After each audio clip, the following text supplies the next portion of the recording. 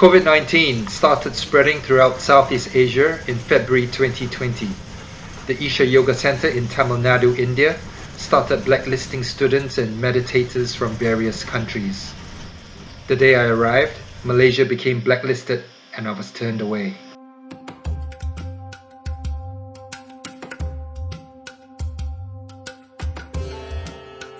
From Coimbatore, I traveled 150 kilometers north to Mysore, prized for its sandalwood trees, its oil made into perfume and incense used in religious ceremonies. Mysore is also the cultural city of Karnataka, famed for its glittering royal heritage and magnificent monuments and buildings. Its World Heritage listed palace brings most travelers here. From Mysore, I took the Hampi Express, traveling another 450 kilometers north in an overnight train to reach Hampi. Hampi greeted me with an intriguing display of street drama, a colorful reenactment of the annual celebration of the kitchen god. The ruined city of Hampi is one of the largest in the world. Remnants of temples and palaces are mainly from the last great Hindu kingdom, the 14th to 16th century Vijayanagara Empire.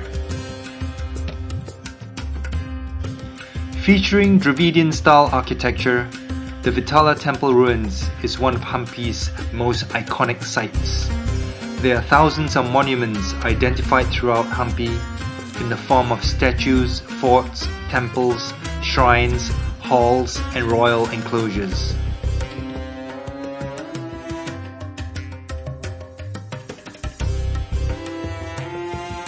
Hampi's amazing boulder-strewn landscape surrounding the Tungabbara Basin is just spectacular.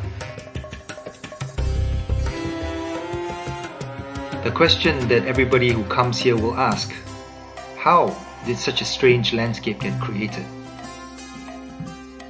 Geologists say Hampi's exposed terrain is one of Earth's oldest, and the boulders were once part of gigantic granite monoliths, eventually sculptured by weather to what it is today.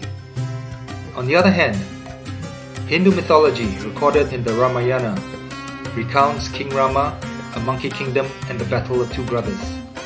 They possessed powers or anti-gravity technology, and the fight resulted in these scattered boulders.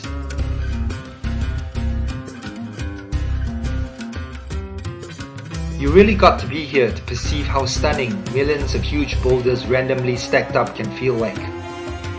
It is truly an experience.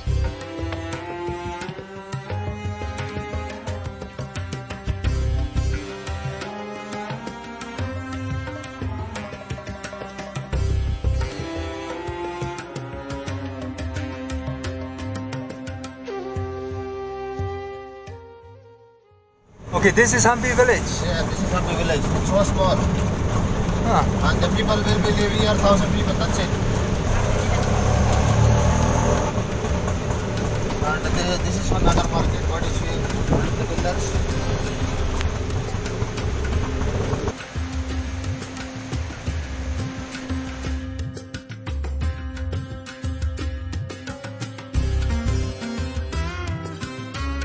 The Vera Paksha temple, created in the 7th century, is dedicated to Lord Shiva. It is believed to be functioning uninterrupted till today despite wars and foreign invasions over the last 1,500 years. Today, it is the predominant center of pilgrimage in Hampi, among all the surrounding ruins. My stay in Hampi coincided with the holy festival. Hotels and guest houses were full, and prices almost doubled. Holi is usually celebrated in northern India. Its popularity extends south till Hampi in Karnataka, marks the beginning of spring and symbolizes the exuberance of life. Friend or stranger, rich or poor, man or woman, children and elders smearing each other, while groups sing and dance, accompanied by drums and other musical instruments. Right after the Holy Mess, I went to a waterfall in the Tungabbara River for a clean-up and cool down. The river drops to low levels in spring, and we can virtually walk in the river of boulders which the water had cut its way through. People who live nearby act as unofficial guides who offer to take you to waterfalls and pools inside the river. The journey took me through a banana plantation and a maze of boulders to finally reach this oasis, a rewarding surprise in Hampi's scorching heat. I watched some locals use the coracle, a circular-shaped boat for ferrying people and goods across the river. This practice dates back to the Vijayanagara Empire, and likely even older. The boats are always turning around as they cannot go straight like others. It seems impractical, but maybe its stability and the volume it can carry takes priority. The Hanuman temple, or monkey temple in Hampi, is set on top of the Anjaneya hill in Anugandi. It takes more than 500 steps to reach and is considered to be the birthplace of Lord Hanuman. Devotees and tourists come here for amazing views of sunset and sunrise.